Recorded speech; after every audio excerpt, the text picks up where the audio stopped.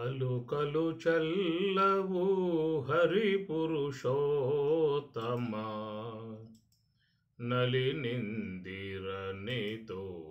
నవ్వినది. అలుకలు చల్లవు హరి పురుషోత్తమా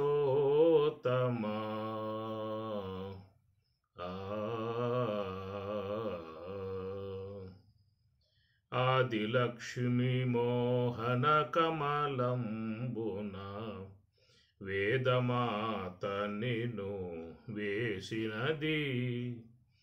ఆదశ నీపై అభయహస్తమును సాదరముగా కడు చాచినది. అలుకలు చల్లవు హరి పురుషోత్తమా సిరితన కన్నుల చింతామణులను పొరిది నీపై దిగబోసినది. వరదహస్తమున వలచై పట్టుక అరుదుగా నిన్ను మాటాడించినది.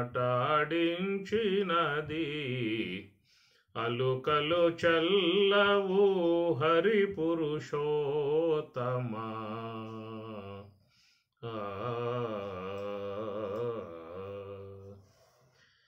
జలధి కన్యతన సర్వాంగంబుల పిలిచి నిన్ను నిటు పెనగినది. జలధి కన్యతన సర్వాంగంబుల పిలిచి నిన్ను నిటు పెనగినది. అలముఖ శ్రీ వెంకటాధిప నిను రతి నెలమి నీవురం బెక్కినది. అలముఖ శ్రీ వెంకటాధిప నిను రతి నెలమి నీవురం బెక్కినది. అలుకలు చల్లవు హరి పురుషోత్తమా నలినిందిరనితో నవ్వినది. అలుకలు చల్లవు హరి పురుషోత్తమా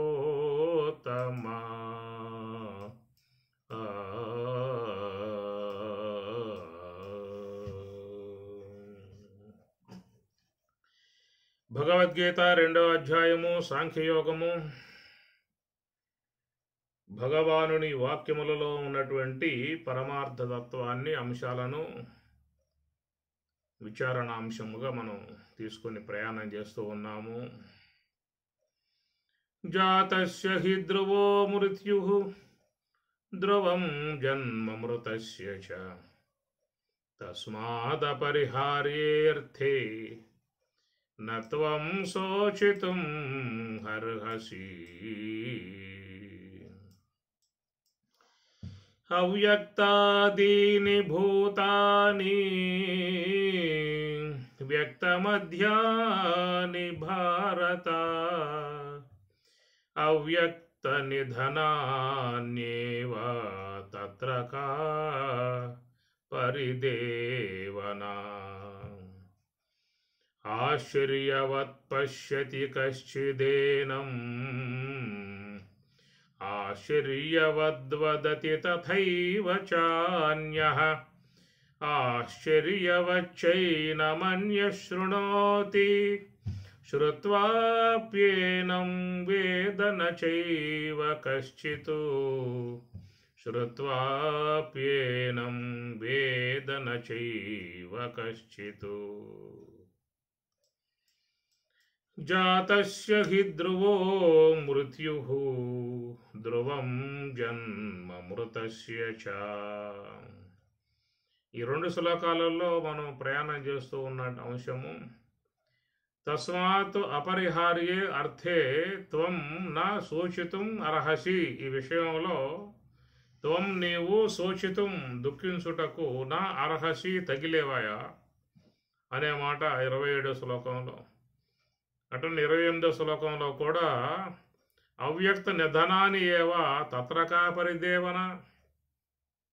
మరి ఆ తత్ర ఈ విషయమున పరిదేవన, పరిదేవన ఈ వేదన, ఈ బాధ, దుఃఖం కా ఎందుకు, మీకు ఎందుకు ఏర్పడుతుంది దుఃఖం అనేదిగా ఈ 2 శ్లోకాలలో కూడా స్వామివారు విశేషమై ఉన్నటువంటి యొక్క అంశాలని చెప్పుకొస్తూ, త్వం నీవు శోచితం నా అర్హసి, ఈ విషయం నువ్వు శోకించాల్సిన అవసరం లేదని ఒక పై శ్లోకంలో. కాబట్టి తత్ర పరిదేవన, ఆ విషయంలో నువ్వు దుఃఖించటం అనేటువంటిది కా ఎందుకు అనేటువంటి మాట వాడుతూ ఉన్నాడు. ఈ ప్రకారంగా చూసినట్లయితే మరి ఈ దుఃఖ సంబంధమై ఉన్నటువంటి యొక్క అంశం జీవుణ్ణి ఎప్పుడూ కూడా ఎంటాడుతూ ఉన్నటువంటిది మనం గ్రహించినట్లయితే, ఈ దుఃఖము అనేటువంటిది మరి నీడలాగా ప్రతి ఒక్క మానవుణ్ణి నీడలాగా వెంటాడుతూ వస్తున్నటువంటిది దుఃఖము. కనుక దుఃఖరాహిత్యమును కలగజేయటమే భగవద్గీత పరమావధిగా మనం గ్రహించాల్సి ఉంటుంది. ఎందుకంటే ఆరంభం చేయటంలోనే అన్వశోచ, నువ్వు దుఃఖిస్తున్నావు అన్నాడు. పండితాహన అనుశోచంతి, మహాత్ములై ఉన్నటువంటి వారు నా అనుశోచంతి, దుఃఖించరు అనే మాట ప్రతిజ్ఞగా మొట్టమొదటి శ్లోకం పరమాత్మ జ్ఞానబోధ అయితే ఆరంభం చేశాడు. దాంట్లో మొట్టమొదటి శ్లోకంతోనే ఆయన ఎత్తుకోవడంతోనే ఈ దుఃఖం అనే అంశాన్ని ప్రధానంగా తీసుకున్నాడు. అందుచేత అన్వశోచ, దుఃఖిస్తూ ఉన్నావు, దుఃఖిస్తూ ఉన్నావు అనేటువంటి మాట. ఇక చరమ శ్లోకముగా చెప్పేటువంటి విషయం చూసినట్లయితే మా శుచ, నువ్వు దుఃఖించాల్సిన అవసరం లేదని చెప్పని అంటాడు. దాని చరమ శ్లోకంగా మహాత్ములు చెప్పుకొస్తున్న విధానం. సర్వధర్మాన్ పరిత్యజ్య మామేకం శరణం రజ, అహం తవ సర్వపాపేభ్య మోక్షయిష్యామి. అయా, నీ యొక్క సమస్త దుఃఖాలకు మూలమై ఉన్నటువంటి ఈ అజ్ఞానం ఉన్నదో, నేను అట్టి అజ్ఞానాన్ని పోగొడతాను, ఇక నీకు ఈ దుఃఖాలు అనేటువంటి ఉండవని ప్రతిజ్ఞారూపకంగా మనకు ఆ శ్లోకంలో స్వామి చెప్పే మాట. సర్వధర్మాన్ పరిత్యజ్య మాం ఏకం శరణం రజ, నన్ను ఒక్కడిని ఆశ్రయించు, ఇంతకాలముగా నిన్ను పట్టి ఉన్న దుఃఖాలు మొత్తం కూడా తొలగిపోతాయి అని చెప్పేసి అని. కాబట్టి ప్రకారముగా ఈ దుఃఖం అనేటువంటి యొక్క ఛాయలో మా సమస్త జీవులన్నీ కూడా ప్రయాణం చేస్తున్నటువంటి విధానం కనబడతా ఉన్నది. ఈ దుఃఖ ఛాయలు ఎప్పుడూ కూడా ఆవహించే, ఆ మేఘాలు ఆవహించే ఉన్నటువంటి విధానం. కాబట్టి దుఃఖము అనేటువంటిది ఎవరూ లోకంలో దాన్ని అపేక్షణీయంగా లేదు, ఎవరు అపేక్షించడం లేదు, ఎవరు కూడా దుఃఖం కావాలని చెప్పని కోరుకుంటూ ఉన్నారా? వచ్చిన దుఃఖాలను దూరం చేయాలనేటువంటి భావంతో ఉన్నారే తప్ప ఎవరో కూడా లేని దుఃఖాలని సంప్రాప్తింపజేసుకోవాలనేటువంటి భావనతో ఎవరూ లేరు. ఒకవేళ దుఃఖాలు ఏమన్నా వస్తున్నాయి అని చెప్పి తెలిస్తే మాత్రం దూరంగా కూడా పారిపోయే పరిస్థితే, అక్కడ ఉండరే కావాలి. ఏదన్నా దుఃఖం ప్రాప్తించే విధానంగా దీనివల్ల ఉందని చెప్పి తెలిస్తే మాత్రం ఎమ్మటి అక్కడి నుంచి వాళ్ళు జారుకుంటారు, దూరంగా వెళ్ళిపోతారు. అందుచేత ఈ దుఃఖం అనేటువంటి యొక్క లక్షణం అది మన యొక్క స్వాభావికము కాదు, మన స్వరూప విధానము కాదు.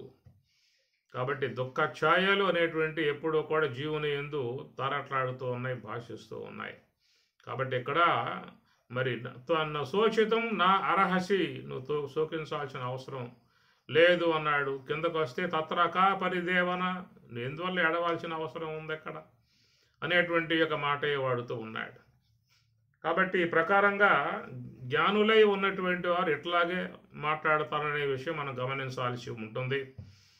కాబట్టి భగవంతుడు మరి ముందుగా ఆరంభం చేసిన శ్లోకంలోనే అశోచాన్ అనవశోచ అని చెప్పని మాట అక్కడ వాడాడు. నా అనుశోచంతి పండితాహ అనే మాట పక్కన వాడాడు. అంటే ఏమిటంటే మరి అజ్ఞానము నుండి విడబడి స్వరూపము యొక్క స్థితిలోకి పోయి ఉన్నటువంటి వారి అంశం ఒకటి, అజ్ఞానములో మునిగిపోయి అవిద్యోపాధి కలిగి జీవభావనగా ఉన్నటువంటి వారి అంశం ఒకటి. అక్కడ 11వ శ్లోకంలో నా అనుశోచంతి పండితాహ, పండితులను ఉదాహరణగా చూపించాడు. అక్కడ పండితులు దుఃఖించరు అనేటువంటి విషయాన్ని అక్కడ ఆయన గారు సూచిస్తూ ఉన్నాడు. వాస్తవికంగా చూస్తే ఆ పండితుడు ఆయనే, కృష్ణ పరమాత్మయే పండితుడు. తన మీద ఆయన గారు ఆ విషయాన్ని ఆరోపణ చేసుకోవాలా. అది మహాత్ముల వైపుకే ఆ భావాన్ని నెట్టేశాడు. ఎందుకంటే చూస్తే కృష్ణావతారంలో ఆయన ఎప్పుడూ కూడా ఏడ్చిందే లేదు. చిదానందేన కృష్ణేన చిదానంద స్వరూపుడు, ఆనందముగా ఉండేటువంటి ఆనందింపజేసేవాడు. ఎంతమంది తన వద్దకు వచ్చిన అందరికీ కూడా ఆనందాన్ని పంచేవాడు, ఆనందింపజేసేవాడు. కాబట్టి ప్రకారముగా ఈశ్వర అంశతో ఉన్న విధానం కృష్ణ భగవానుడు సమస్త మాయను తన అధిష్టానంలో పెట్టుకుని, తన అధీనంలో పెట్టుకుని ఉన్నటువంటి విధానం కృష్ణుడు. కనుక ఆయన విషయం చూస్తే ఎప్పుడూ కూడా మరి గమనించండి, కృష్ణుడు ఎక్కడా కూడా ఎప్పుడూ కూడా దుఃఖానికి గురైన పరిస్థితే లేదు. జన్మ దుఃఖం అన్నారు, పుట్టగానే ఏడవాలి, అదొక రూల్ అన్నమాట, విశ్వం యొక్క రూలు. ప్రతి ఒక్కడు లోకంలో తప్పనిసరిగా పుట్టగానే ఏడవాల్సే ఉంటుంది. ఎవడో నవ్వే అవకాశాలు లేవు. నవ్వు ఏడుపు అనే రెండు కూడా ప్రతి మనిషి ఎప్పుడూ కూడా భాషిస్తూ ఉంటాయి. ఏదన్నా సంతోషం కలిగితే నవ్వుకుంటాడు, బాధ కలిగితే దుఃఖపడే విధానం. ఈ రెండు కూడా జీవితం చరమాంకం వరకు కొనసాగుతూనే ఉంటాయి. కాసేపు నవ్వుతూ ఉంటాం, కాసేపు ఏడుస్తూ ఉంటాం. ఈ రెండు కూడా జీవితంలో ఇమిడి ఉన్నటువంటి యొక్క అంశాలే. కానీ అదేమోటో కానీ మరి పుట్టినప్పుడు మరి వాడెందుకు కొంతమంది అని నవ్వాలి కదా. ఇప్పుడు నవ్వు ఏడుపు ఈ రెండు కూడా జీవితంలో చీకటి వెలుతురులాగా, పగలు రాత్రిలాగా జరిగిపోతున్న విధానాలే. కనుక మానవులు ఎప్పుడూ కూడా ఏడుస్తూనే ఉండరు, ఎప్పుడూ నవ్వుతూనే ఉండరు. నవ్వు ఒక సందర్భంలో వస్తుంది, ఏడుపు ఒక సందర్భంలో వస్తుంది. రెండు జంట పక్షుల్లాగా జీవితంలో కొనసాగుతూ ఉంటాయి. మరి అన్నప్పుడు ఎందువల్ల పుట్టినప్పుడు ప్రతి ప్రాణి కూడా చూసినట్లయితే ఈ రెండు పక్షుల్లాగా నవ్వు ఏడుపు రెండు కూడా మరి కలగలుపుకొని ఉన్నప్పుడు మరి కొంతమంది నవ్వాలి కదా, అది లేదు. కాబట్టి చూసినట్లయితే పుట్టగానే మాత్రం ఆ ఏడుపు అనేటువంటిది మాత్రమే వ్యక్తమయ్యే విధానము తప్ప ఎవడు కూడా నవ్వుకునే పరిస్థితి మాత్రం లేదు. తర్వాత కాలంలో వాడు బోషనోరుతో ఆ నవ్వులు చిందిస్తూ ఉంటాడు, ఉయ్యాలలో పడుకుని చేతులు కాళ్ళు ఆడిస్తూ ఏదో వాడిలో కలిగేటువంటి పారవశ్యం, ఏదో అవ్యాజమై ఉన్నటువంటి అనుభూతి, అది మనకు తెలియని అంశాలు. కానీ వాడు బోషనోరుతో మాత్రం నవ్వులు చిందిస్తూ ఉంటే అందరికీ కూడా పరమానందం అవుతూ ఉంటుంది. కాబట్టి ఆ ప్రకారముగా ఆ తర్వాత మళ్ళీ ఏడుస్తూ ఉంటాడు, మళ్ళీ కాస్త అయితే ఏడుస్తూ ఉంటాడు, మళ్ళీ నవ్వుతూ ఉంటాడు. ఈ రెండు జరిగే విధానాలు చూసినట్లయితే, కానీ లోకంలో పుట్టినటువంటి ప్రతి ప్రాణి కూడా చూస్తే ఈ దుఃఖం అనేటువంటి యొక్క అంశమే మనకు కనబడేటువంటి విధానం. ఎవడైనా జైలుకి పోయినట్లయితే సంవత్సర కాలం పాటు జైల్లో ఉన్నవాడు ఒకవేళ బయటకు వస్తే వాడు ఆనందపడతాడు, సంతోషపడతాడు, అయ్యా బయటపడ్డాను రా జైలు నుంచి. ఎవడో కూడా ఏడవడం, జైలు నుంచి బయటపడిన తర్వాత ఏడుస్తారు. ఎవరైనా జైల్లోకి పోతూ ఉంటే ఏడుస్తారు, కానీ జైలు నుంచి శిక్షాకాలం పూర్తి అయిపోయి బయటకు వచ్చిన తర్వాత ఎవరిని ఏడుస్తాడా? కొన్ని చోట్ల చూస్తే వాడు ఆ యొక్క సంవత్సర కాలం పాటు శిక్షాకాలం పూర్తి చేసుకుని ఎప్పుడు జైలు నుంచి బయటకు వచ్చాడో ఎంహటి ఆత్మీయులు, మిత్రులు, స్నేహితులు అందరూ కూడా కార్లు వేసుకొచ్చి పరమానందముగా వాడికి పూలమాలలు వేసి స్వాగతం పలికి తీసుకెళ్తారు. కొన్ని చోట్ల అయితే జైలుకు పోయి వచ్చినా కానీ గౌరవం వాడికి అన్నమాట. ఇది పెద్ద పోరాటం చేసినట్లుగా, స్వరాజ్య పోరాటం చేసినట్లుగా వాడి జైలుకు పోయి వస్తే ఈ చిన్న మిత్రులందరూ కూడా పూలమాలలు వేసి ఊరేగింపుగా తీసుకెళ్తారు బేడ మేళంతో. అదొక పరమానందం అనుకోండి. కాబట్టి ప్రకారంగా జైలుకు పోయి వచ్చిన వాడు పరమానందంగా బయటకు పోతాడు, వెళ్ళిపోతాడు అక్కడి నుంచి. కానీ 9 మాసాలు గర్భంలో ఉండి నానా తంటాలు పడి, నానా ఏ విధానాలు పడి, తలకిందులుగా వాడు తలకాయ కింద కాళ్ళు మీద పెట్టి ఆ ప్రకారంగా వాడు నానా తంటాలు పడినటువంటి పరిస్థితి లోపల అంతటి విధానం లోకంలో ఏ ప్రాణికి కూడా రాకూడదు. ఎవరైనా చూడండి తలకాయ కింద పెట్టి కాళ్ళు పైన పెట్టి ఎంచేపు ఉంటారో ప్రయత్నం చేయండి. ఒకవేళ కొంతమంది గోడకేస్తారు, శీర్షాసనం అని చెప్పేసి గోడకేస్తారు, కాళ్ళు గోడ కానించి కింద తలకాయ పెట్టి శీర్షాసనం వేస్తూ ఉంటారు కొంతమంది. అట్లాగా కింద తలకాయ పెట్టి పైన కాళ్ళు పెట్టి మరి ఎంచేపు ఉండగలుగుతారో ఒకసారి ట్రై చేసి చూడండి, ఎంత బాధాకరమో అర్థమవుతుంది. అది 2 నిమిషాలు ఉన్నారో లేదో ఎమ్మటే దాన్ని తీసేస్తారు. 2 నిమిషాలు, 1 నిమిష కాలమానికే భరించలేని పరిస్థితిగా శీర్షాసనం వేయలేక దిగిపోతూ ఉన్నారే. మరి వీడు 9 మాసాల కాలం పాటు శీర్షాసనం వేసి తలకాయ కింద పెట్టుకుని కాళ్ళు పైన పెట్టుకుని నానా తంటాలు పడి ఆ తల్లి భుజించేటువంటి ఉప్పు కారాల పైన పడతా ఉంటే ఒళ్ళు మండతా ఉంటే ఏం చేసేది లేక ఉన్నటువంటి పరిస్థితి. అలా నానా దుఃఖములు పడ్డటువంటి వాడు జైలు నుంచి బయటకు వచ్చిన తర్వాత నవ్వుకోవాలి కదా అని చెప్పి అన్నట్లయితే అది ఈశ్వర రూలు అయి ఉన్నటువంటిది. బయటకు వచ్చిన తర్వాత ఎవడైనా ఏడవాల్సిన పరిస్థితే. ఒకవేళ ఏడవకపోతే ఏడిపిస్తారు పక్కన ఉన్నటువంటి వాళ్ళు. వాడు ఏడ్చాడు అని చెప్పనంటే అందరికీ పరమానందం కూడా కలిగే అవకాశం ఉంటుంది. ఈ ప్రకారముగా చూసినట్లయితే పుట్టగానే బిడ్డ ఏడవాల్సి ఉంటుంది అనేటువంటి రూల్ అన్నమాట. ఆ తర్వాత కాలంలో సంతోషములు, విలాసములు, వినోదములు, ఉల్లాసములు, ఉత్సాహములు ఇవన్నీ తర్వాత కాలం ఉంటాయని చెప్పి అనుకోండి. పుట్టినప్పుడు మాత్రం వాడు ఏడవాల్సిన పరిస్థితి ఏర్పడదు.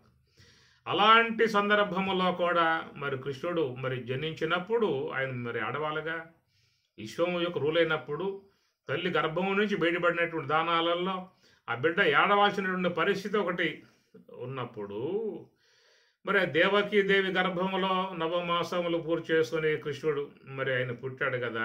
పుట్టినప్పుడు మరి విశ్వం యొక్క రూలు పాటించాలి కదా. మరి ఎందువల్ల ఆయన ఆడవలేదు అని చెప్పేసి ఆయన. కాబట్టి ఏంటంటే చూడండి అక్కడ మరి 8 మందికి మిగతా వాళ్ళు పుట్టినప్పుడు ఏడుస్తారు వాళ్ళు. ఆ ఏడుపు వినే కంసుడు వచ్చి ఆ పిల్లలను వాడు వధించిన విధానం కథాంశంలో వస్తుంది. కాబట్టి ఇక్కడ మరి ఆ ఏడుపు వినపడగానే కంసుడు వస్తాడు, కరవాలం పట్టుకు వస్తాడు. ఇది వాడి ఉన్నటువంటి రూల్ అన్నమాట. అందువల్ల మరి చూసినట్లయితే పరమాత్మ జనించినప్పుడు మరి దుఃఖం రావాలిగా, ఏడవాలిగా. కానీ పరమాత్మ యొక్క ఏడుపు లేదు అక్కడ, ఆయన ఏడవలేదు. అయితే ఏడుపు విని వచ్చాడు కంసుడు. ఆ ఏడుపు విని వచ్చాడు. ఎవరు ఏడవగా ఆ ఏడుపు విని కంసుడు వచ్చాడు అని చెప్పనంటే అక్కడ మరి యశోదకు జనించినటువంటి మాయ, యోగ మాయ అనేది ఆమెకు జనించగా మరి ఆ యొక్క కృష్ణుడిని రేపలలో వదిలిపెట్టి యశోద బిడ్డ యోగ మాయను తీసుకొచ్చినప్పుడు ఆమె దుఃఖిస్తుందన్నమాట. ఆమె ఏడుపిన్నటువంటి వాడే కంసుడు కరవాలం పట్టుకు వస్తాడు. ఇక్కడ కథాంశంలో విషయం చూసినట్లయితే ఏడుపు అనేది ఒక రూల్ అని చెప్పనే విషయం చెప్పుకున్నాం. బిడ్డ పుట్టగానే ఏడవాలనేది ఒక రూలు, విశ్వం యొక్క రూలు. కానీ ఆ రూలు పరమాత్మ ఎందుకు వర్తించలేదు కాబట్టి పరమాత్మ అని చెప్పిన అమ్మ. పరమాత్మ ఏడుస్తాడా? ఏడవడం. మరి ఏడవటం విశ్వం యొక్క రూలు కదా, అది ఎట్లా తప్పితే కుదురుతుంది చెప్పండి? ఎవరైనా పుట్టిన తర్వాత ఏడవాలనేది విశ్వం యొక్క రూల్ అయినప్పుడు మరి ఆ యొక్క విశ్వ విధానముగా పరమాత్మ కూడా గర్భవాసం చేసి 9 మాసాలు దేవకి గర్భంలో ఉండి మరి ఆయన పుట్టినప్పుడు మరి విశ్వం యొక్క రూలు తప్పినట్లు కాదా అనేటువంటి మాట కూడా వస్తుంది. అయితే ఆ విశ్వం యొక్క రూలుని యోగమాయ పాటించింది. అది పరమాత్మ బదులు ఆమె ఏడ్చిందనమాట. ఇది ఉన్నటువంటి ఆశ్చర్యకర అంశం. కాబట్టి కృష్ణ పరమాత్మ తన జీవితంలో ఎప్పుడూ కూడా మీరు చూడండి మరి చిద్విలాసమూర్తి, నవ్వు రాజులుడు మోమవాడు, చిద్విలాసమూర్తి, ఆనందమూర్తి. అదే మళ్ళీ రామావతారంలోకి పోతే అక్కడ మళ్ళా దుఃఖఛాయలే, దుఃఖమే, ఎప్పుడు దుఃఖమే దుఃఖమే దుఃఖమే. రామావతారం అంతా చూస్తే దుఃఖం దుఃఖం దుఃఖం. కృష్ణావతారంలోకి వస్తే అక్కడంతా కూడా ఆనందం ఆనందం, పారవశ్యం, పరమానందం, బ్రహ్మానందం, చిదానందేన కృష్ణేన. కాబట్టి ఎందుకలని చెప్పనంటే ఆయన ఆ యొక్క యోగ మాయను తన వశం చేసుకున్నాడు కాబట్టి ఆయన దుఃఖించే పరిస్థితి లేదిక. మమ మాయా దురత్యయ అని పరమాత్మ అంటాడు. కాబట్టి మమ మాయ, నా యొక్క మాయ. కాబట్టి మాయ అనేది అతని అధీనంలో ఉన్నది. ఆయన మాయకు లోబడి ఉన్నవాడు కాదు, మాయను వశం చేసుకుని ఉన్నవాడు. కాబట్టే పరమాత్మ ఏ యొక్క రూలు పాటించాల్సి ఉంటుందో ఆ రూలుని ఆయనకి లేదు, ఆ రూల్ ఆయనకి లేదు. అందువల్ల మాయ ఏడ్చింది అని చెప్పని అర్థం. కాబట్టి ఎందువల్ల మాయ ఏడవటం అని చెప్పనంటే, ఎందువల్ల లోకంలో సమస్త జీవులు ఏడుస్తున్నారు అని చెప్పనంటే ఆ మాయ అనే దానికి లోబడి ఉన్నారు కాబట్టి, మాయకు లోబడి ఉన్నారు కాబట్టి అందరూ కూడా దుఃఖాలకు గురై మరి ఎప్పుడు కూడా అలమటిస్తూ ఉన్నటువంటి పరిస్థితి. ఇక్కడ చూసినట్లయితే మరి మాయకు అతీతముగా ఉన్న అంశం ఒకటి, మాయకు అవిద్యకు లోబడి ఉన్నటువంటి అంశము. కనుక అవిద్య మాయలకు లోబడి ఉన్నటువంటి జీవుడు అతడెప్పుడు కూడా ఏడ్చే పరిస్థితే. ఈ అవిద్య మాయ అనే రెండింటికి కూడా అతీతులై ఉన్నటువంటి వారు దుఃఖాన్ని పొందే విధానం ఉండదు. అది కాబట్టి నా అనుశోచంతి పండితాహ పరమాత్మ చెప్పిన మాట అది కృష్ణ పరమాత్మకే వర్తిస్తుంది.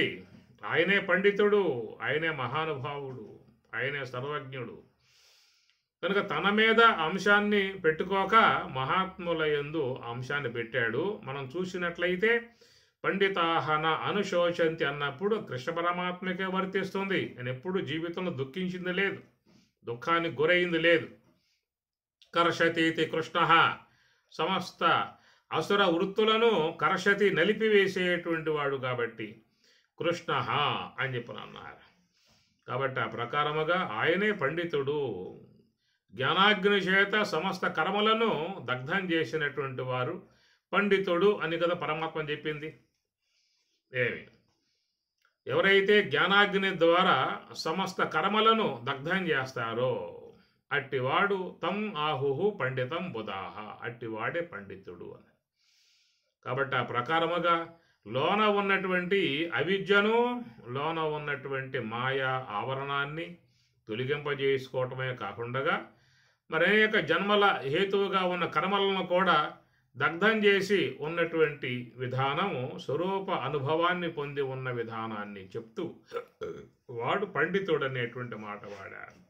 ఆ ప్రకారముగా చూసినట్లయితే కృష్ణ పరమాత్మ కూడా ఆయన నివృత్తి మార్గమునందు యోగ సమాధి ఎందు ఉన్నటువంటి విధానం మనకి భారతం బోధిస్తున్న అంశం. భారతంలో వస్తుంది కదా ఆ సన్నివేశం. ధర్మరాజు మరి పరమాత్మ యొక్క ఏదో సందేశాన్ని పొందే ఉద్దేశంతో వేతించిన విధానములో ఆయన యోగ సమాధి నిమగ్నుడై ఉన్న దృశ్యాన్ని ఆయన గారు కనుగొంటాడు. అంశాన్ని మనకు భారతం శాంతిపరములో వేదవ్యాసుల వారు భారతం నిశ్శబ్దం చేసి పెట్టాడు.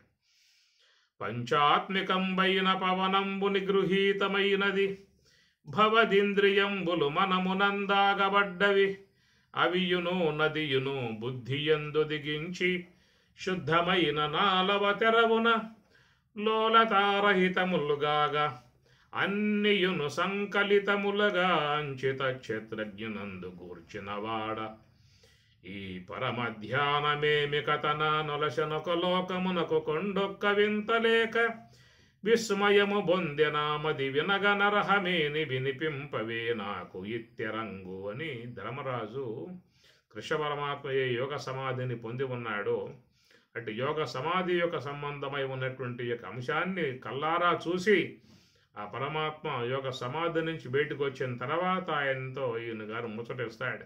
స్వామి నీ యొక్క ధ్యాన విధానం చూస్తే అద్భుతముగా ఉన్నది. పంచాత్మికంబైన పవనంబు నిగృహీతమైనది, పంచభూతాత్మికమై ఉన్నటువంటి యొక్క శ్వాస పూర్తిగా ఆగిపోయిందయా. పంచాత్మికంబైన పవనంబు గాలి, ఆ శ్వాస యోగ సమాధులు ఆగిపోతుంది.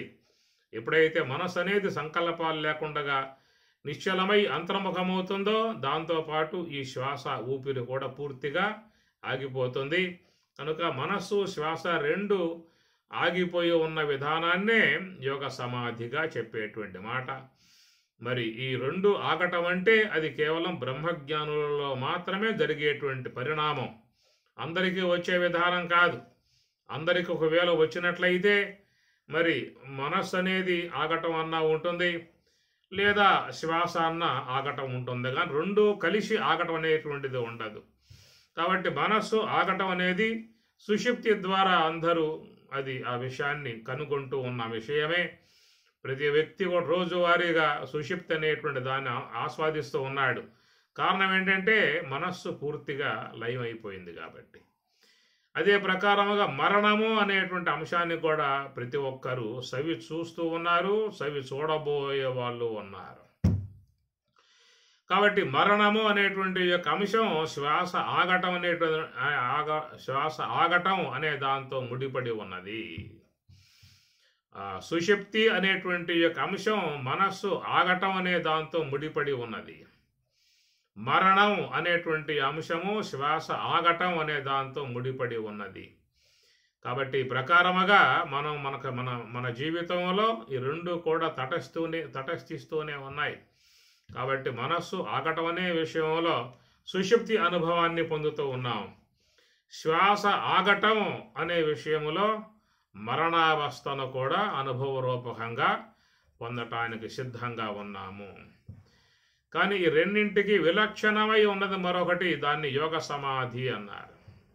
అది సుషుప్తి కంటే భిన్నమై ఉంటుంది, మరణావస్థ కంటే భిన్నమై ఉంటుంది. కాబట్టి సమాధిస్థస్య లక్షణం అనే మాట ఉత్తరగీతలో పరమాత్మ అంటాడు. సమాధిస్థస్య లక్షణం, అది దాని యొక్క లక్షణం అన్నాడు. ఆ సమాధి విధానములో ఉన్నటువంటి దానికి అది లక్షణం చెప్పుకొచ్చారు. ఏమిటా లక్షణము అని చెప్పనంటే ప్రభాశూన్యం, మనశూన్యం, బుద్ధిశూన్యం, నిరామయం, సర్వశూన్యం, నిరాభాసం, సమాధిస్థస్య లక్షణం, ఇవన్నీ చెప్పుకొచ్చి ఇవన్నీ కూడా సమాధి యొక్క లక్షణం అని చెప్పి అన్నారన్నమాట. కాబట్టి అది సుషుప్తి కంటే భిన్నముగా ఉన్నది. జాగ్రత్త అవస్థ సుషుప్తి మరణావస్థ కంటే భిన్నముగా ఉందన్నమాట. కాబట్టి మరణావస్థ కంటే భిన్నముగా ఉన్నది, సుషుప్తి అవస్థ కంటే కూడా భిన్నముగా ఉన్నది. రెండిట్లలో వాటిలో చేరింది కాదు యోగ సమాధి. ఎందుకంటే మరి సుషుప్తి అనబడేటువంటిది కూడా అక్కడ ఇంద్రియములు పనిచేయటం అనేటువంటిది లేదు. ఇంద్రియములు పూర్తిగా ఆగిపోయి ఉన్న విధానాన్ని సుషుప్తి అవస్థగా చెప్తాం. ఇంద్రియములు పనిచేస్తూ ఉంటే సుషుప్త అవస్థ అని చెప్పని అంటామా?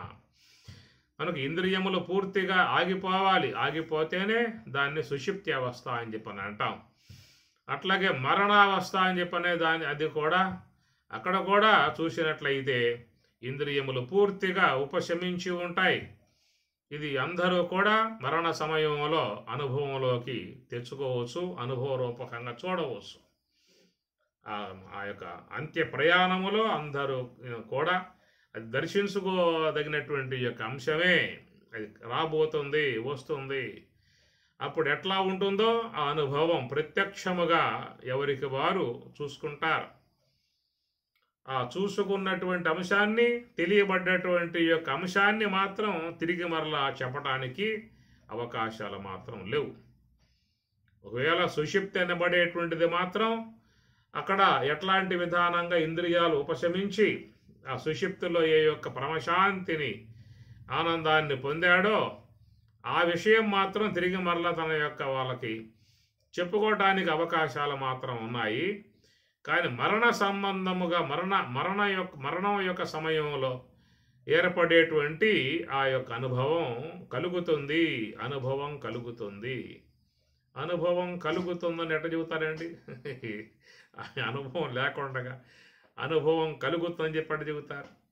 అంటే అది ఏంటంటే సుషుప్తి యొక్క అనుభవం అందరికీ కూడా ఒకటి ఏర్పడి ఉన్నది కాబట్టి ఆ ప్రకారంగా ఆ పరిణామం కూడా అట్లాగే ఉండవచ్చు అనేటువంటి విషయం. మరణం కూడా సుషుప్తి అవస్థకి దగ్గరగా ఉన్నటువంటి ఒక సాదృశ్య విధానమే. ఎట్లయితే సుషుప్తికి పోయేటప్పుడు ఒకటొకటే ఇంద్రియాలన్నీ కూడా ఉపశమించే విధానం ఉంటుందో, కర్మేంద్రియాలు అవి ముందు జడమవుతాయి, జ్ఞానేంద్రియాలు అవి కూడా జడమవుతాయి, అంతరేంద్రియాలు మనస్సు, బుద్ధి, చిత్తము, అహంకారం అవి కూడా జడమవుతాయి. ఈ జడం కావటం అవి అన్నీ కూడా ఉపశమించటం అనేటువంటి యొక్క అంశం సుషుప్తి అనేబడేటువంటి దాని విషయంలో అందరూ కూడా అనుభవానికి తెచ్చుకుంటున్నటువంటి విషయమే. అదే ప్రకారముగా మరణ సమయంలో కూడా ముందు కర్మేంద్రియములు ఉపశమించటం, జ్ఞానేంద్రియములు ఉపశమించటం, అంతరేంద్రియములు ఉపశమించటం అనేటువంటి విషయం. అవి ఉపశమించిన విధానము ద్వారానే ఆ తర్వాత మరి ఇక అంత్య ప్రయాణం అనేటువంటిది ఎందుకు వచ్చిందయ్యా అని చెప్పనంటే, ఏ యొక్క దశవద వాయువులుగా ఉన్నాయో ప్రాణవాయువులు ఇక అవి కూడా ఆగిపోయేటువంటి సందర్భం అవుతుంది. సుషుప్తి విషయంలో మాత్రం ప్రాణవాయువులు ఆగిపోవటం అనే సందర్భం రాల. ప్రాణవాయువులు ఆగిపోవటం అనే సందర్భం సుషుప్తిగా చెప్పే అవకాశం లేదు. ప్రాణవాయువులు ఆగిపోవటం అనే సందర్భం చెప్పితే అది సుషుప్తిగా చెప్పకూడదు, అది మరణముగా చెప్పాల్సి వస్తుంది. కనుక సుషుప్తికి మరణానికి ఉన్నటువంటి వ్యత్యాసం చూసినట్లయితే మరి ఆ సుషుప్తిలో కూడా, సుషుప్తిలో మరణం యొక్క రెండు లోనగబోయాయి. లోనగబోవటం అంటే ఒక్కొక్క ఇంద్రియమే ఉపసంహరింపబడుతుంది. అనగా వాగేంద్రియం, వాకు అనగా అది మెల్లగా సన్నగిలుతుంది. తర్వాత పాణేంద్రియం స్పర్శ తగ్గిపోతుంది. పాదేంద్రియం అది దాని స్పర్శ తగ్గిపోతుంది. గుహ్యేంద్రియం చలనం తగ్గిపోతుంది. పాయురేంద్రియం అది కూడా జడమవుతుంది. ఆ తర్వాత మరి మెల్లగా జ్ఞానేంద్రియాల విషయం చూసినట్లయితే ఒక్కొక్కటే ఘ్రాణేంద్రియము అది కూడా ఉపశమించటము, ఘ్రాణము జిహ్వేంద్రియం అది కూడా మెల్లగా ఉపశమించటం, త్వగేంద్రియం అది కూడా స్పర్శ లేకుండా పోవటం, ఆ ప్రకారంగా శ్రోత్రేంద్రియం అది మెల్లగా శబ్దాలు లేకుండా పోవటం, నేత్రేంద్రియం దృశ్యాలు లేకుండా. ఇవి అనుభవం ప్రతి ఒక్కరూ సుషుప్తి అనేటువంటి సందర్భంలో దర్శించుకుంటున్నటువంటి అంశమే. కాబట్టి ఆ ప్రకారముగా ఒక్కొక్కటే కర్మేంద్రియాలు, ఒక్కొక్కటే జ్ఞానేంద్రియాలు ఉపశమించినప్పుడు ఇక వాళ్ళకి బయట ఉన్నటువంటి విషయంతో అనుబంధం ఉండదు. లోన ఉన్నటువంటి అంతరేంద్రియాలు కొంచెం కదిలికలుగా కలిగి ఉన్నట్లయితే అక్కడ కొంచెం స్వప్నావస్థ తారాట్లాడే పరిస్థితి, ఆ స్వప్న దృశ్యాలని వీక్షించే పరిస్థితి ఏర్పడుతుంది. అక్కడ అంతఃకరణం అనేది ఉన్నది కాబట్టి అంతఃకరణం ఉండటం కారణంగా దాంట్లో చేరి ఉన్న ముద్రలు సంస్కారములు అనేటువంటి అభివ్యక్తమైనప్పుడు అక్కడ కొంత వ్యవహారం, లోక వ్యవహారం, స్వప్న వ్యవహారం లాంటి విధానం వస్తుంది. ఆ తర్వాత ఇక అంతరేంద్రియములుగా ఉన్న మనస్సు, బుద్ధి, చిత్తము, అహంకారం అవి కూడా ఉపశమించినప్పుడు ఇక అక్కడ ప్రాతిభాషికమగు స్వప్నలోక వ్యవహారం కూడా ఉండదు. పూర్తిగా గాఢ నిద్రలో మునిగిపోవటం జరుగుతుంది. కాబట్టి ఆ గాఢ నిద్రలో ఉన్నటువంటి విధానం గలవానికి ఈ దశవిధ ప్రాణవాయువులు మాత్రం యథావిధిగా పనిచేసేటువంటివిగానే ఉన్నాయి. కాబట్టి ఆ యథావిధిగా పనిచేసేటువంటి ఈ దశవిధ వాయువులు అనబడేటువంటివి కూడా జ్ఞానేంద్రియ, కర్మేంద్రియ, అంతరేంద్రియములు లాగానే అవి కూడా వాటి ప్రక్రియలను ఉపసంహరణ చేసుకునే పరిస్థితి కనుక వచ్చిందా అని చెప్పనంటే ఇక అది మరణం వైపుకి ప్రయాణం అనేది ఇక ఆ పూట ఆరంభం అవుతుంది అని అంతవరకే. కనుక కేవలం కర్మేంద్రియములు, జ్ఞానేంద్రియములు, అంతరేంద్రియములు అవి పనిచేయకుండా పోయేటువంటి విధానముగా ఉపసంహరణ మాత్రమే జరిగినట్లయితే అది సుషుప్తి యొక్క సంబంధమై ఉన్నటువంటి దశకు పోవటం లాంటి పరిస్థితిగా ఉంటుంది. ఇక వాటితో పాటు ఇవి కూడా ఈ దశవిధ వాయువులు కూడా తమ ప్రక్రియలను ఉపసంహరించుకోవడం లాంటి జరిగిందా అని చెప్పనంటే ఇక సుషుప్తి అనేటువంటి యొక్క కోణంలో ప్రయాణం చేసేటువంటి తాను ఇక దిశ మార్చుకొని మరణం అనేటువంటి దిశలోకి ఇక మార్గం వచ్చేస్తుందన్నమాట. ఎందుకంటే ఇక దశవిధ వాయువులు వాటి యొక్క ప్రక్రియ ఉపసంహరణ కాబడుతుంది కాబట్టి ఇక వాడు సుషుప్తి యొక్క మార్గంగా పోయే అవకాశం లేదు. ఈ మరణం అనేటువంటి మార్గం వైపుకి బండి ఈ పట్టాల నుంచి ఆ పట్టాల మీద పోయే బండి ఇక అక్కడ సిగ్నల్ మారి ఇక మరణం అనేటువంటి పట్టాల వైపుకి ఇక ప్రయాణం అనేటువంటిది వస్తుంది. అందువల్ల రెండు చూసినట్లయితే ఈ విధముగా ఉపసంహరణ ప్రక్రియ అటు సుషుప్తి అనే అంశము కానీ ఇటు మరణం అనేటువంటి యొక్క అంశములో కానీ మరి ప్రకారంగా ముందు కర్మేంద్రియములు జడం కావటము, తర్వాత జ్ఞానేంద్రియములు జడం కావటము, ఆ తర్వాత అంతరేంద్రియములు జడం కావటము అనేటువంటిది రోజువారీగా సకల జీవులకు, సకల మానవులకు స్వతసిద్ధముగా వస్తున్నటువంటి ఒకనొక పరిస్థితి, దశ. దాన్ని మనం సుషుప్తి అవస్థగా పేరు పెట్టాము. అలాంటి కోణములోనే కర్మేంద్రియ, జ్ఞానేంద్రియ, అంతరేంద్రియములు జడమయ్యిన పరిధిలోనే ఇక ప్రాణవాయువులు కూడా ఇక తమ ప్రక్రియలను ఉపసంహరణ చేసుకునే పరిస్థితిగా వచ్చిందా అంటే ఇక అది సుషుప్తి అవస్థగా పోయే మార్గం కాకుండా ఇక మరణం వైపుకు పోయేటువంటి పరిస్థితి అక్కడ ఏర్పడుతుంది అనేటువంటిది. ఇది ఇంతకాలం ఎందువల్ల ఈ జ్ఞానేంద్రియ కర్మేంద్రియ అంతరేంద్రియములు మాత్రమే మరి ఆ ఉపశమించి సుషుప్తి అవస్థను ప్రసాదించే విధానముగా ఉన్నటువంటి విధానములో మరి ఈనాడు ఈ ఇంద్రియములతో పాటు ఇక ప్రాణవాయువులో కూడా నిష్క్రమించే విధానంగా అవి కూడా ఎందువల్ల ఉపసంహరణ గావించుకునే పరిస్థితి ఏర్పడిందని చెప్పి అన్నట్లయితే అది ఏమిటంటే అక్కడిక భగవంతుని చేత నిక్షిప్తం చేయబడ్డటువంటి ఆయువు అనేది ఇక ఆ పూటతో అయిపోయిన పరిస్థితి. జీవనం సర్వభూతేషు తపశ్చాస్మి తపస్విషు. జీవనం సర్వభూతేషు సమస్త భూతములయందు జీవనం అది భగవంతుడు నిక్షిప్తం చేశాడు. కాబట్టి ఆ జీవనం అనేటువంటి దానికి ఏంటంటే ప్రారబ్ధం అనేటువంటి ఆయిలు పోశాడు. ఆ జీవనం అనే దానికి ప్రారబ్ధ కర్మ అనేటువంటి ఆయిలు పోశాడు. కాబట్టి అది జీవన ప్రక్రియ కొనసాగుతూ ఉన్నది, పోతా ఉన్నది. ఆ పోయే విధానములో వాడు సుషుప్తి అనబడేటువంటి వారికి మాత్రమే పోయి మళ్ళీ యథావిధిగా వచ్చేసుకుంటూ ఉన్నాడు. కానీ ఇప్పుడు ఇక ఇక్కడ మరి ఆ జీవనం అనే దానికి ఆయులుగా ఉన్నటువంటి సమురుగా ఉన్నటువంటి ఈ ప్రారబ్ధం అనేటువంటిది ఇక చివరి బొట్లకు వచ్చేసింది. ఆ తేమ కూడా ఆరిపోయింది. ఎప్పుడైతే ప్రారబ్ధం అనేటువంటిది అయిపోయే పరిస్థితి ఏర్పడిందో ఇక ఆ జీవనం అనేది కూడా సన్నగిల్లుతుంది. ఈ ప్రకారముగా సుషుప్తి యొక్క మార్గంలో పోతున్న తాను ఇక ఈ పూట మరణం అనేటువంటి దిశలోకి ఇక ప్రయాణం వచ్చేసిన పరిస్థితి. అందుచేత ఇక్కడ సుషుప్తి అనబడేదానికి మరణం అనబడేదానికి రెండింటికి కూడా ఒక వ్యత్యాసాన్ని మనం ఈ రూపకంగా దర్శించుకున్నాము.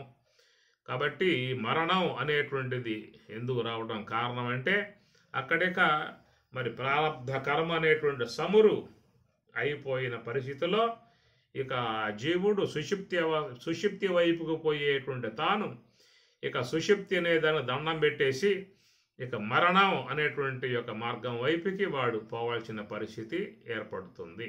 ఇదన్నమాట. కాబట్టి ఈ ప్రకారముగా ఈ రెండు లోకంలో సకల మానవులను వెంటాడుతూ ఉన్నటువంటి అంశములే. ఈ రెండు కూడా వాడు ఏ యొక్క దేహంలోకి పోయినా జీవుడు మానవ దేహమే కాదు, ఈ విశ్వములో 83,99,999 రకాలుగా చెప్పబడేటువంటి యొక్క శరీరాలలోకి జీవుడు ఏ దేహంలోకి పోయినా కానీ అక్కడ వీనికి ఉన్నటువంటి విధానము సుషుప్తి యొక్క సంబంధమై ఉన్న అంశము అది మనస్సు పూర్తిగా ఉపశమించిన దాని నుంచి వచ్చేటువంటిది అన్నమాట. ఇక రెండవది ఎండింగ్ పాయింట్ మరణం అనేటువంటిది అది అక్కడ శ్వాస పూర్తిగా ఆగిపోయేటువంటి పరిస్థితి మరణం అనేటువంటి యొక్క అంశము. ఈ రెండింటినీ కూడా అనాదిగా ఈ జీవుడు దర్శించుకుంటూ వస్తున్న విధానం రెండు ఉంటాయి. అనగా సుషుప్తి కోణములోకి పోయే విధానం ఉంటుంది, ఈ మరణం అనేటువంటిది అంత్యావస్థ విధానంలోకి కూడా పోయే విధానం ఉంటుంది. ఇవి మనకేం కొత్త కాదు, ఇవి ఎలాంటి ఎన్ని దేహాలలో పొందామో ఎన్ని దేహాలలో నుంచి ఆ విధంగా వస్తూ ఉన్నాము. అయితే ఏంటంటే ఇక్కడ మరొక కొత్త మార్గం ఏంటంటే అది యోగ సమాధి, అది విలక్షణం సమాధిస్తస్య లక్షణం అనేదిగా స్వామివారు చెప్పుకొచ్చిన విధానములో దానికి అంశముగా పరమాత్మ ధ్యానం చేసేటువంటి విధానములో పంచాత్మికం బైన పవనంబు నిగృహీతమైనది అన్నాడు. అది యోగ సమాధి యొక్క మార్గ విధానము. ఈ విధానం లోకంలో మానవులకు ఏ కొద్ది మందికో ఉంటాయి. వాళ్ళనే యోగులు అన్నాం, మహాత్ములు అన్నాం, బ్రహ్మవేత్తలు అన్నాం, తత్వవేత్తలు అన్నాం. ఇలాగా చెప్పుకునేటువంటి యొక్క వారికి మాత్రమే అన్వయమై ఉన్నటువంటిది అది యోగ సమాధి. అది మరణావస్థ కంటే భిన్నమై ఉన్నది, సుషుప్తి అవస్థ కంటే భిన్నమై ఉన్నది. ఎందుకంటే సుషుప్తి అవస్థ అనబడేటువంటిది అవిద్యా సంబంధమై ఉన్నటువంటిది. మరణం అనేటువంటిది అది మాయా కోణంలోకి పోయేటువంటి విధానం. ఆ రెండింటికి విలక్షణమై ఉన్నటువంటి శుద్ధ సాత్విక విధానములో చేరి ఉన్నది యోగ సమాధి అనేటువంటిది. కాబట్టి అది అక్కడ చెప్తూ పంచాత్మికంబైన పవనంబు నిగృహీతమైనది భవదింద్రియంబులు మనమునందాగబడ్డవి అవియును నదియును బుద్ధియందు దిగించి శుద్ధమైన నాలవ తెరవన లోలత రహితములుగాగా. ఇక్కడ కూడా చూసినట్లయితే కాబట్టి ఇక్కడ ఇంద్రియములు కూడా ఉపసంహరణ చేయబడిన అంశం చెప్పుకొస్తూ ఉన్నాడు. భవదింద్రియంబులు మనమునందాగబడ్డవి అవియును నదియును బుద్ధియందు దిగించి.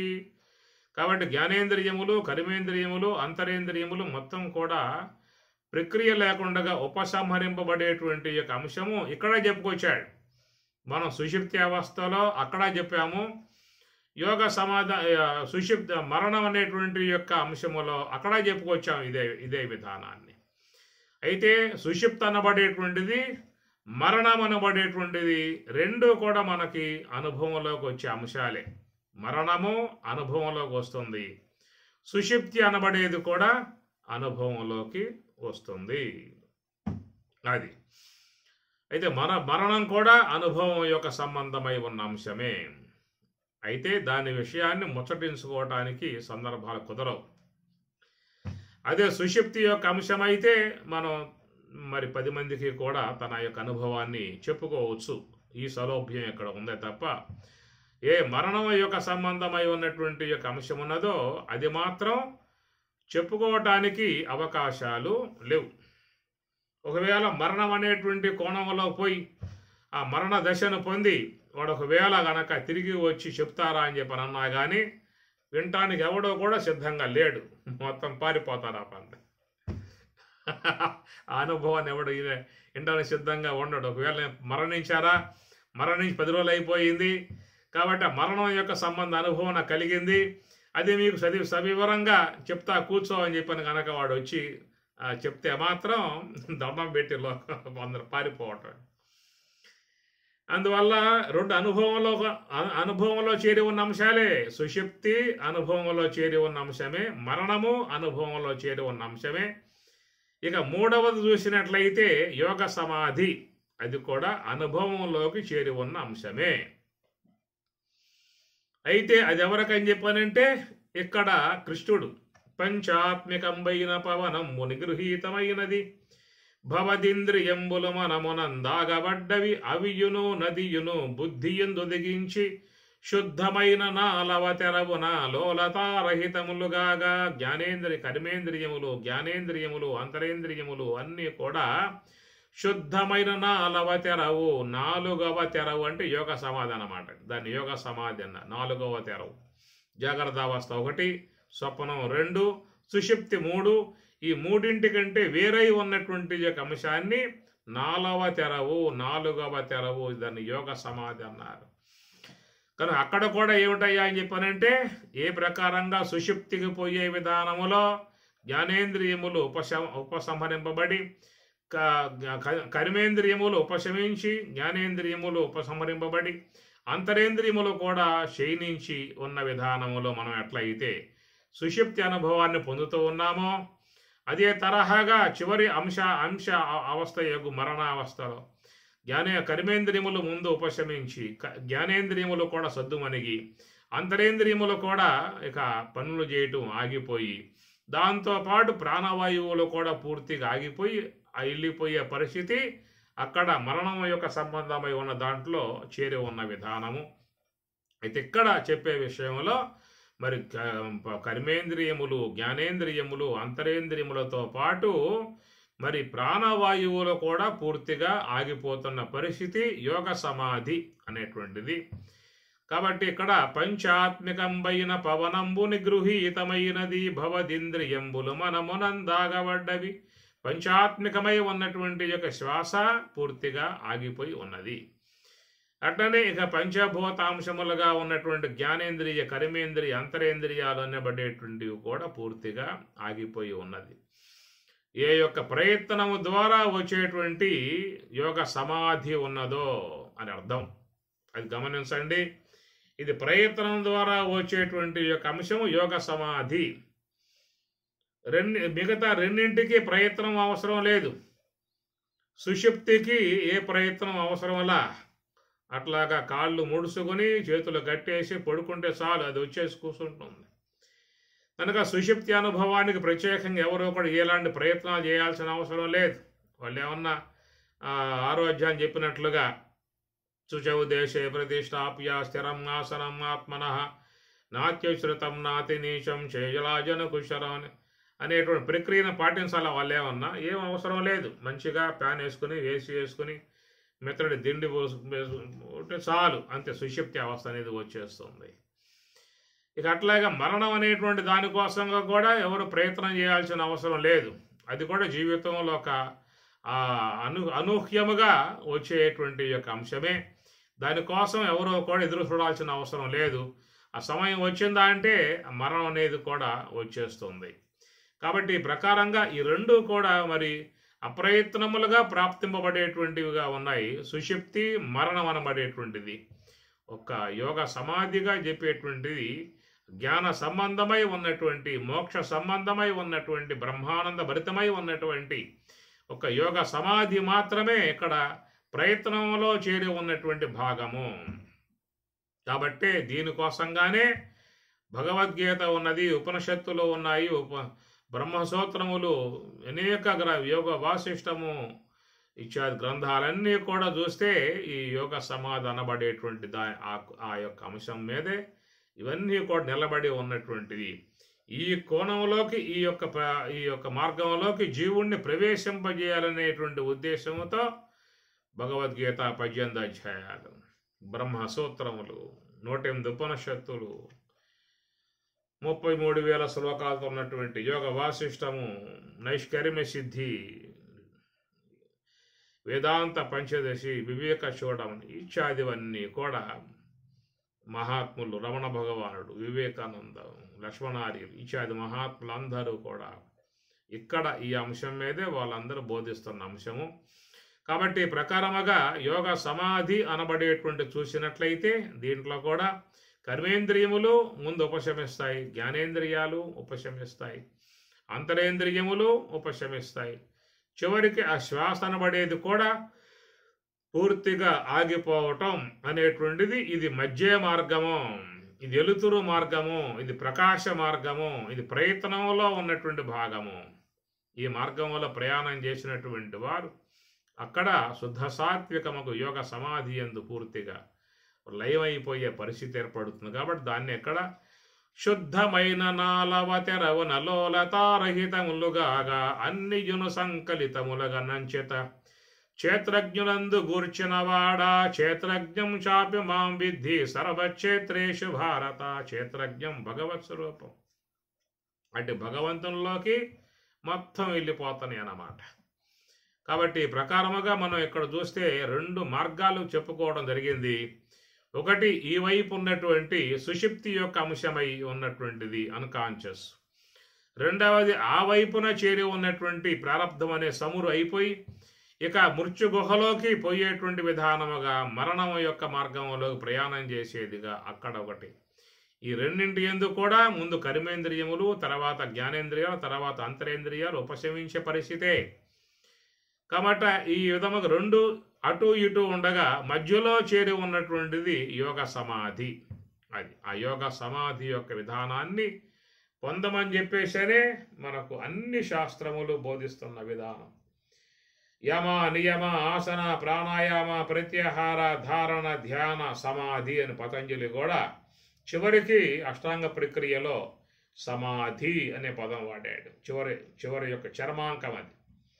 దానికోసంగా పాటించాల్సినవి యమ, నియమ, ఆసన, ప్రాణాయామము, ప్రత్యాహారము, ధారణ, ధ్యానము అన్నారు. ఇవన్నీ శీలిస్తే తప్ప నీకు సమాధి అనేటువంటిది వచ్చే అవకాశం లేదు. అలాంటి యోగ సమాధిని పొందింపజేయటమే అన్ని శాస్త్రాల యొక్క సార విధానం గనుక అలాంటి ప్రక్రియను పరమశివుడు పాటించాడు, కృష్ణ పరమాత్మల వారు పాటించారు. దేవతలు, ఋషులు, బ్రహ్మవేత్తలు, యోగులు, జ్ఞానులు అందరూ కూడా ఆ కోవలోనే చేరారు. అలాంటి ఆ మార్గం ఉన్నారు కాబట్టి వాళ్ళని యోగులు అన్నాం, జ్ఞానులు అన్నాం, బ్రహ్మవేత్తలు అన్నాం, తత్వవేత్తలు అన్నాం. ఈ పదాలన్నీ కూడా వాళ్ళకు వర్తిస్తుంది. ఎవరికి వర్తిస్తుంది? సుషుప్తి అనబడేటువంటి మార్గంలో పోయే వాళ్ళక, లేక మరణము అనేటువంటి యొక్క మార్గంలో పోయే వాళ్ళక? యోగులు, బ్రహ్మవేత్తలు, తత్వవేత్తలు, ఋషులు అనే పదాలు వాడేది ఎక్కడ ఎవరికి వాడుతున్నాం? మరణం అనే దిశలో పోయే వాళ్ళకి వాడుతున్నామా? సుషుప్తి అనబడేటువంటి దిశలో పోయే వాళ్ళకి వాడుతున్నామా? కాబట్టి ఆ రెండు కాదు, ఆ వైపు పోయేవాడు కాదు, ఈ వైపు పోయేవాడు కాదు, ఆ రెండింటికి మధ్య మార్గం ఉంటున్నది. ఆ మధ్య మార్గమే యోగము, అది నివృత్తి మార్గము. యోగ అది బ్రాహ్మీ అనుభవాన్ని పొందే విధానం. ఏషా బ్రాహ్మీ స్థితి పార్థ అన్నట్లుగా ఆ బ్రాహ్మీ అనుభవంలోకి ఇక పోయే దశ అవుతుంది. ఇక దాంట్లోకి పోయినటువంటి వాడు ధన్యుడేక, వాడు మృత్యుంజయుడు, వాడు సుషుప్తికి అవసరం లేదు, ఇక మరణం వాడికి లేదు, మరణం కూడా వాడికి లేదేక అనే మాట ఉత్తరగీత పరమాత్మ చెబుతాడు. యోగామృత రసం పీత్వా వాయుభక్ష సదా సుఖి యమమభ్యస్యతే నిత్యం సమాధి మృత్యునాశకృతు అన్నాడు. సమాధి మృత్యునాశకృతు. ఆ యోగ సమాధి పొందిన వాడికి ఇక మృత్యువు లేదు, మృత్యు భయం లేదు, మరణం లేదేక. ఎందువల్ల అది మహామరణం. యోగ సమాధి అది మహామరణం. అక్కడేక జీవుడు పూర్తిగా అంతరించాడు. ఇంతకాలంగా ఎంటాడేటువంటి కర్మవాసనలు అంతరించాయి. ఇంద్రియ సహితమై ఉన్నటువంటి యొక్క సూక్ష్మదేహం జ్ఞానాగ్నిలో కాలిపోయింది. అనాదిగా ఉంటున్నటువంటి జీవత్వమునకు హేతుమైనటువంటి యొక్క విద్య ద్వారా అంతరింపబడింది. కాబట్టి ఇక జీవుడు దేవుడైపోయాడు. ఇది మహాప్రళయము అన్నారు. మహా మరణం. అక్కడ ఇంకేమి లేవు, మొత్తం అంతరించాయి. జీవుడితో సహా అన్నీ కూడా అంతరించాయి. కాబట్టి జీవత్వం పోయింది. జీవో బ్రహ్మైవనాపరః. కాబట్టి బ్రహ్మమే ఉన్నది కాబట్టి అది మహాప్రళయం అని చెప్పి అన్నారు. అలాంటి యొక్క ఆ విధానాన్ని ఎవరైతే పొంది ఉంటారో ఇక వారు ఎప్పుడూ కూడా దుఃఖానికి గురయ్యే పరిస్థితే రాదు. వాళ్ళ దుఃఖానికి అతీతులై ఉన్నటువంటి పరిస్థితి. నా అనుశోచంతి అనే మాట కృష్ణ పరమాత్మకే వర్తిస్తుంది. పండితాహ అనే మాట కృష్ణ పరమాత్మకే వర్తిస్తుంది. ఎందువల్ల అంటే ధ్యానము ద్వారా యోగ సమాధి అనుభవాన్ని పొందిన అంశముగా మనకు వేదవ్యాసుల వారు భారతం ద్వారా చెప్తున్న అంశం కనుక ఆ ప్రకారముగా అనంచిత క్షేత్రజ్ఞుడెందు గూర్చిన వాడయి పరమధ్యానమే మికతనసి ఒక లోకమునకు కొండొక్క వింతలేక విస్మయము పొందినామది వినగ నరహమేని వినిపింపవే అని కూడా కోరుకున్నాడు. అలాగా ఏ యొక్క అనుభవాన్ని పొందావో, యోగ సమాధిని పొందావో, అట్టి ఆ పరిస్థితి ఎట్లా వస్తుందో నాకు కూడా ఆ యొక్క ధ్యాన అంశాన్ని చెప్పదగును అని తమకు అనిపిస్తే నాకు ఆ మార్గాన్ని బోధించవచ్చని ఇప్పుడు కోరుకుంటాడు. కాబట్టి ప్రకారముగా మరి ఆ యొక్క సమస్త కర్మలు దగ్ధం చేసి స్వరూపమునందు నిలిచిపోయిన స్థితి కృష్ణ పరమాత్మ. ఇక ఆ విధంగా చూసినట్లయితే మరి పరమశివుడు కూడా అలాంటి విధానంగానే ఆయన ఎప్పుడూ కూడా యోగ సమాధిలో ఉండే పరిస్థితి. ఎక్కడ చూసినా పరమశివుని విగ్రహాలన్నీ కూడా ధ్యాన నిమగ్నముగా ఉండేవి మనం దర్శించుకుంటాం.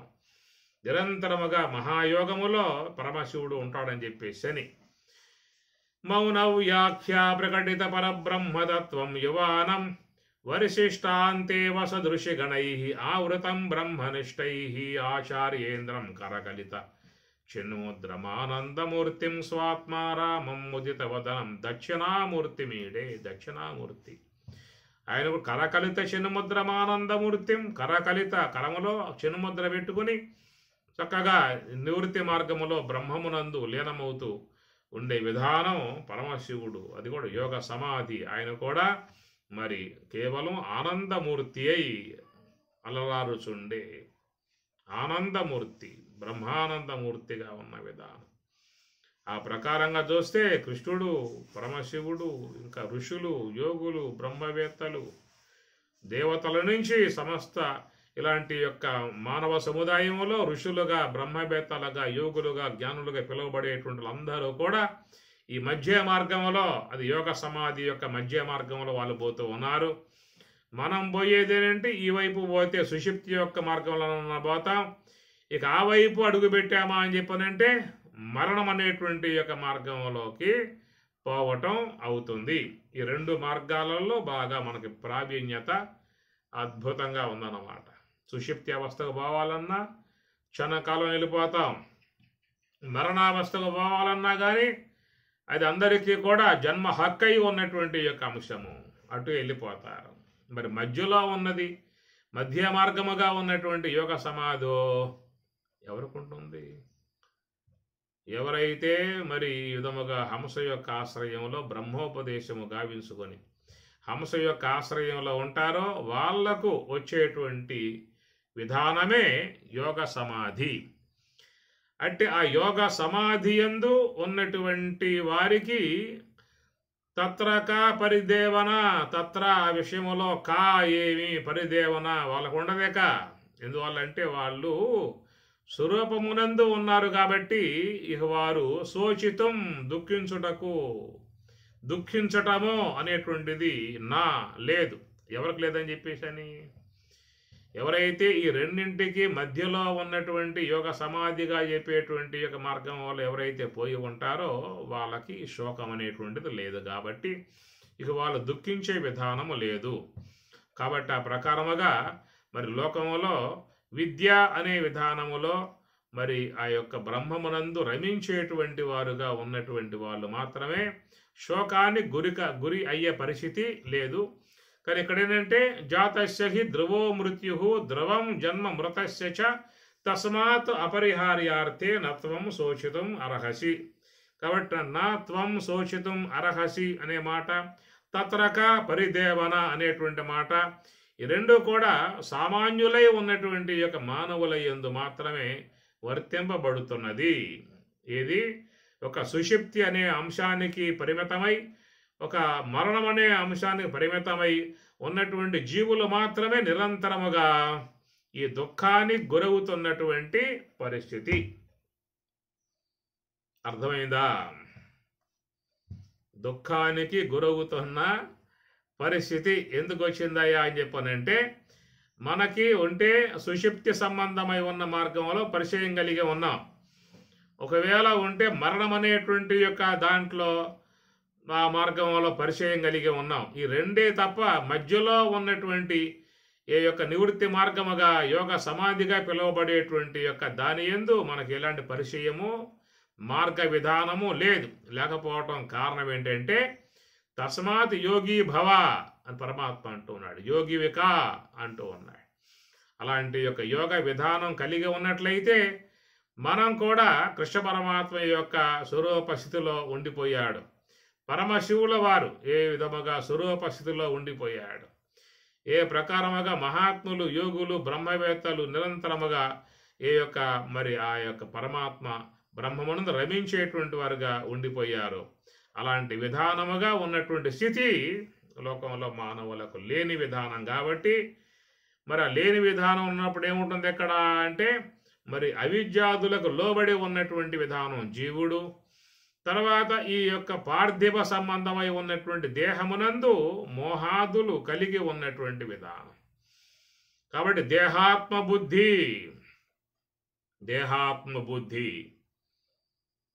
ఈ దేహాత్మ బుద్ధి అనేటువంటి యొక్క భావన అందరూ కూడా కలిగి ఉన్నారు. కాబట్టి దేహాత్మ భావన మీకు సుషుప్తి అవస్థ ఉందా అంటే ఆడలేదు. ఈ మరణం అనేటువంటి యొక్క కోణంలోకి పోయిన తర్వాత ఏమన్నా ఉందా అంటే ఆడలేదు. కేవలం జాగ్రత్త అనేటువంటి యొక్క దశలోనే ఈ దేహము యొక్క ఉనికి, దాని యందు ఉన్నటువంటి నేననేటువంటి యొక్క భావన ఇవి జీవుణ్ణి పట్టి ఉన్నటువంటివి కాబట్టి దాని కారణంగా త్వం శోచితం శోచితం శోచతి త్వం శోచతి దుఃఖిస్తూ ఉన్నావు. తత్రక పరిదేవన తత్రక పరివేదన ఇవన్నీ కూడా చూసినట్లయితే ఎక్కడ ఉన్నటువంటి వాళ్లకు అని చెప్పనంటే అవిద్య అనేటువంటి దానికి లోబడి ఈ దేహము అనేటువంటి మమకార పాశములో ఉన్నటువంటి విధానము, ఈ దేహము అనబడే మమకార పాశము, ఈ దేహము అనే మమకార పాశం చూస్తే మీకు సుషుప్తి అవస్థ యందు లేదు, మరణావస్థ యందు పూర్తిగా తెగవేయబడింది. అక్కడ కూడా మొత్తం పూర్తిగా తెంపైపోయింది. మరణానంతరం ఇక దేహం యొక్క విషయంలో దుఃఖం లేదు. ఒకవేళ సుషుప్తి అవస్థకు పోయినా ఆ యొక్క దేహం యొక్క సంబంధ దుఃఖానికి గురయ్యే పరిస్థితి లేదు. కేవలం జాగ్రత్త అవస్థ యందు మాత్రమే మోహాదులకు గురై ఈ దేహము యొక్క భావన, దేహమునందు ఆ తాదాత్మ్య భావన, దాదాత్మ్య భావన, దేహాత్మ బుద్ధి అనేది ఏర్పడింది. కాబట్టి ఈ ప్రకారముగా దుఃఖానికి గురి కావటం జరుగుతుంది. అందుచేత జాతస్య హి ధ్రువో మృత్యు, పుట్టినవాడు పోక తప్పదు, పోయినవాడు రాక తప్పదు. కానీ ఈ విషయం అపరిహార్య తప్పింప శక్యం కానిదై ఉన్నటువంటి విధానం, తప్పింప శక్యం కానిదై ఉన్న విధానం. ఎందువల్ల తప్పింప శక్యం కానిదై అని చెప్పనంటే అనేక జన్మలుగా మనం సంపాదించుకున్న కర్మలు సూక్ష్మదేహంలో నెట్టుగా ప్రోగుగా సంచిత కర్మ పెద్ద పడి ఉన్నది. కాబట్టి ఆ ప్రోగు ఉన్నంత వరకు, ఆ నెట్టు ఉన్నంత వరకు, ఆ యొక్క పర్వతం ఉన్నంత వరకు దేహములు తప్పేటువంటివి కావు. కాబట్టి అపరిహార్యే తప్పింప శక్యం కాని విధానం అని చెప్పని ఈ ప్రకారముగా ఉన్న విధానంలో మానవులకు మధ్య మార్గముగా ఉన్నటువంటి యోగ సంబంధ పరిచయం, జ్ఞాన సంబంధ పరిచయం, సోహంభావ ధ్యాన సంబంధ అనుభవం ఇవన్నీ లేని కారణంగా కేవలం ఈ యొక్క పంచభూతాత్మికమై ఉన్నటువంటి దేహమునందు మమకారాన్ని పెంచుకోవడం కారణంగా ఈ ప్రకారంగా ఉన్నటువంటి యొక్క వారు ఎప్పుడూ కూడా దుఃఖానికి గురయ్యే పరిస్థితే ఉంటుందనేటువంటిది మనకి 2 శ్లోకాల ద్వారా అర్థం చేసుకోవటం జరుగుతుంది. ఓం సహనా భవతు సహనౌ భునక్తు సహ వీర్యం కరవావహై తేజస్వినావధీతమస్తు మా విద్విషావహై. ఓం శాంతి శాంతి శాంతి. హరి ఓం తత్సతు. శ్రీ గురుభ్యో నమః. హరి ఓం.